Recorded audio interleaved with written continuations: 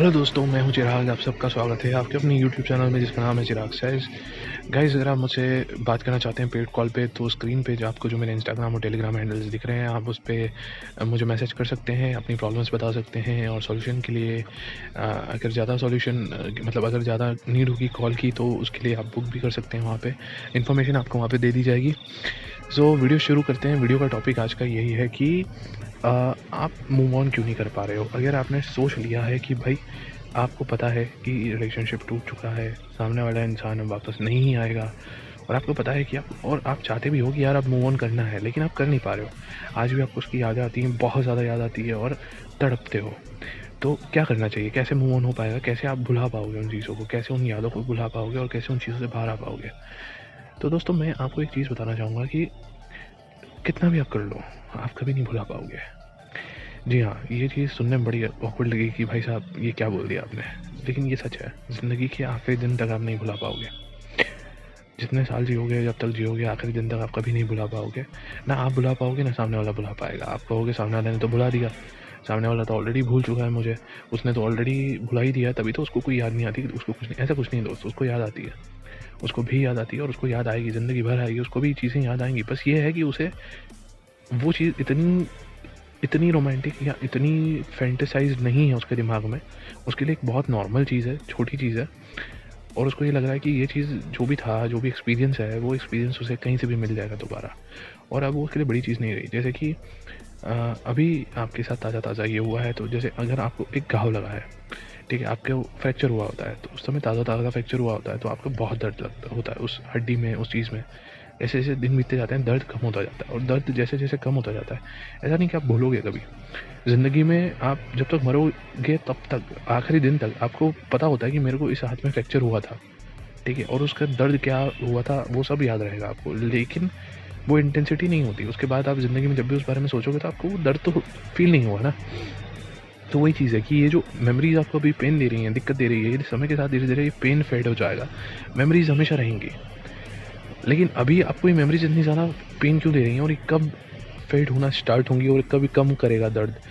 इसका कारण ये है दोस्तों कि ये क्यों नहीं हो रहा है, क्योंकि कहीं न कहीं आप अपने पास्ट एक्सपीरियंसेस को इस तरीके से देख रहे हैं कि कुछ बहुत अच्छा था आपके साथ में, कुछ बहुत अच्छा हुआ आपके साथ में, ठीक है? लेकिन आज मैं आपको एक चीज़ बताऊँ दोस्त कि देखो, कोई चीज़ या तो पूरी तरह सत्य हो सकती है, पूरी तरह झूठ हो सकती है, ठीक है? आधा सच कभी आधा अधूरा नहीं होता। तो अगर सामने वाले ने सच में आपसे प्यार किया, सच्चा प्यार, है ना? सच में आपसे प्यार था उसको और उसकी कमिटमेंट सच्ची थी, तो फिर उसने आज आपको छोड़ा क्यों? और छोड़ कैसे दिया? ठीक है?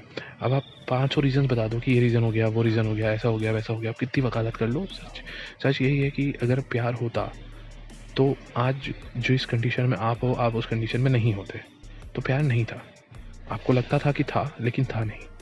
तो जब नहीं था, मतलब जो आपको दिखाया गया वो चीज़ वैसी थी नहीं, और आपको अंधेरे में रखा गया कि भाई साहब ऐसा है। जो आपको कह रहा था आपके लिए वो चाँद तारे तोड़ लाएगा, आपके लिए दुनिया से लड़ जाएगा, अपने घरवालों से लड़ जाएगा, या जो आपके लिए दुनिया इधर की उधर हो जाए, दुनिया ख़त्म हो रही होगी तब भी वो आपका हाथ नहीं छोड़ेगा।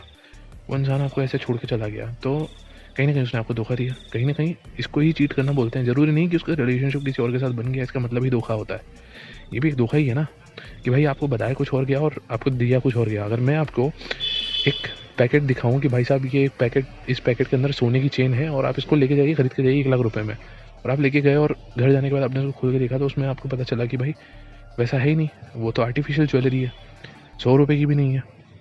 तो चीटिंग हुई ना आपके साथ, धोखा ही हुआ ना आपके साथ में। अब आप बताइए कि जब मैं आपको ये बता रहा था कि भाई साहब आपको ये 1 लाख रुपए की ज्वेलरी मैं आपको सिर्फ 50,000 रुपए में देने वाला हूँ और आप ले जाइए। उस समय आपको कितना अच्छा फ़ील हो रहा था, सब बढ़िया-बढ़िया लग रहा था। आपको लग रहा था यार आज तो किस्मत ही खुल गई, आज तो दिन ही बढ़िया है। लेकिन जब आपको घर जाने के बाद पता चला कि आपके हाथ में जो चीज़ आई है, जिसके आप 50,000 दे के आए हो, वो 100 रुपए की भी नहीं है। तब तब आप मुझे बताइए कि अब आप क्या उस चीज़ को उस तरीके से इमेजिन कर पाओगे? जो खुशी उस समय आपको मिल रही थी, जो उस समय आप सोच रहे थे, अभी भी आपको वो फ़ील होगा क्या? वो हैप्पीनेस फ़ील होगी क्या अंदर से? कि यार मज़ा आ गया, क्या क्या क्या चीज़ थी यार, क्या क्या मज़ा था, क्या फ़ीलिंग थी उस टाइम पे? नहीं ना। अब आप उसको किस तरह से देखोगे कि यार लूटे गए यार, भयंकर लूट गया यार, बेवकूफ़ बना दिया यार मेरा तो, कट गया यार मेरा, भयंकर कटा। तो आपके साथ रिलेशनशिप में मूव ऑन करने में प्रॉब्लम ये हो रही है कि आप, जो आपका रिलेशनशिप था, भले 4 साल था, 5 साल था, 6 साल था, 1 महीना था, 2 महीना था, आप उस चीज़ को बहुत ब्यूटीफाई कर रहे हो अपने दिमाग में, मतलब समझ रहे हो, आप उसको आइडल रिलेशनशिप की तरह देख रहे हो, मतलब जो नहीं था, जो कड़वाहटें थी उसको पूरा तरह से मिटा चुके हो, और जो अच्छी बातें थी उसको इतना ज़्यादा एक्सैजरेट कर चुके हो अपने दिमाग में कि यार क्या मस्त एक्सपीरियंस था, क्या मेरा पार्टनर था, क्या केयर करता था, क्या प्यार करता था, क्या था। अरे नहीं था, अगर वो होता तो आज ये नहीं होता। तो आज ये है, या तो ये सच है या तो वो सच था। अगर ये सच है और जो कि तुम जानते हो कि यही सच है, तो फिर वो सब झूठ था, और जो झूठ था उस समय मतलब तुम लूटे जा रहे थे। ठीक है, अगर मैं आज तुम्हारे साथ वो सब चीज़ें करूं, और यही जो भी उसने तुम्हारे साथ किया, जो ब्यूटीफुल हसीन लम्हे उसने तुम्हारे साथ बिताए हैं, वो चीज़ मैं तुम्हारे साथ करूं कनपट्टी पे बंदूक रख के तुम्हारी, तो तुम उसको ज़िंदगी भर खुशी के तरीके से नहीं देखोगे। वो तुम सोचोगे यार कि मेरे साथ बहुत बुरी दुर्घटना हो गई, बहुत बुरा हुआ मेरे साथ में, कि इस तरीके से किसी ने मेरी इज़्ज़त लूट ली। तो कोई आज तुम्हारे इमोशंस की इज़्ज़त लूट के गया है, कोई तुम्हारे साथ बहुत बुरी तरह से तुम्हें चीट, मतलब तुम्हें इतने सालों तक, जो तुम 5 साल का रिलेशनशिप, 4 साल का रिलेशनशिप जो अपना इमेजिन करते हो ना, इतने साल तक तुम्हें बेवकूफ़ बनाया गया। तुम्हें इसको उस तरह से देखना चाहिए कि यार मैं इतना बेवकूफ़ था कि मतलब एक दिन, 1 मिनट, 1 क्षण कोई दुकानदार भी तुम्हें बेवकूफ़ बना के चला गया, वो ज्वेलरी वाला भी अगर बेवकूफ़ बना के जाता है तो वो कुछ 5-10 मिनट के लिए तुम्हें बेवकूफ़ बना दिया। पर 5 साल तक लगातार, 6 साल तक, किसी को 10 साल तक लगातार कोई इंसान बेवकूफ़ बनाता रहा। तुम्हें कोई इंसान उस कुछ और ही बेचता रहा दिखा के, और तुम कुछ खरीदते भी रहे कई सालों तक, और बाद में जाके तुम्हें पता चला। मान लो कि तुम्हें किसी स्कीम में इन्वेस्टमेंट करवाया जा रहा है, तुम्हें बोला जाएगा कि भाई साहब इसमें आप इन्वेस्टमेंट करो और आपको रिटर्न बहुत शानदार मिलेगा, और कई सालों तक तुमने उसमें इन्वेस्ट किया और बाद में तुम्हें पता चला कि सामने वाला फ्रॉड निकला, सारा पैसा लेके भाग गया। कितना गंदा फील होता ना, अच्छा फील नहीं होता। और उसको फिर तुम अच्छी मेमोरीज की तरह याद नहीं करते। जब इन्वेस्ट करते थे पहले, तो तुम्हें अच्छे अच्छे ख्वाब बताते कि भविष्य ऐसा होगा, लेकिन जब वो हो गया उसके बाद तो उसको उतने अच्छी तरह से याद नहीं करते ना। तो लेकिन इसमें क्या है ना, अभी भी तुम उसको उतने अच्छे तरीके से याद करते हो कि अरे वाह क्या चीज़ थी यार, मज़ा आ गया। पर ऐसा नहीं था। तुम्हें इसको याद उस तरह से करना चाहिए जब भी देखो उस चीज़ को, क्योंकि दिखेगी तो वैसे भी, यादें मिटा नहीं सकते तुम, बटन नहीं है ऐसा कोई। लेकिन जब भी देखो तो उसको उस तरह से देखो ना कि यार इतने सालों तक मतलब मुझे ऐसा लूटा गया, और मैं इतना बेवकूफ़ था कि मुझे पता ही नहीं चला कि मैं ऐसे लूट रहा हूँ। गंदे तरीके से मुझे काटा जा रहा है, मुझे चूतिया बनाया जा रहा है। ठीक है, और मैं बन रहा था, मतलब क्या हूँ मैं? फिर खुद से पूछो कि मैं क्यों बन रहा था? क्या ऐसी मेरी मजबूरियाँ थी? क्या ऐसी मेरी नीड्स थी? ऐसी कौन सी बेबसी थी कि कोई मुझे इस तरीके से इस्तेमाल करके चला गया और मैं होता गया? क्या इतना बेवकूफ़ हूँ मैं? और अगर हूँ तो मैं खुद को कैसे बनाऊँ? ठीक है, फिर ज़िंदगी में ऐसी गलती करने से बचोगे अगर उसको सबक की तरह लोगे और सबक से सीखोगे, और मूव ऑन करना आसान हो जाएगा। फिर जब ये थॉट्स आएंगे जब भी दिमाग में, तो हंसी आएगी खुद पे। अभी जैसे दर्द होता है ना, दर्द नहीं होगा, फिर हंसी आएगी। ये कैसे बेवकूफ़ थे हम।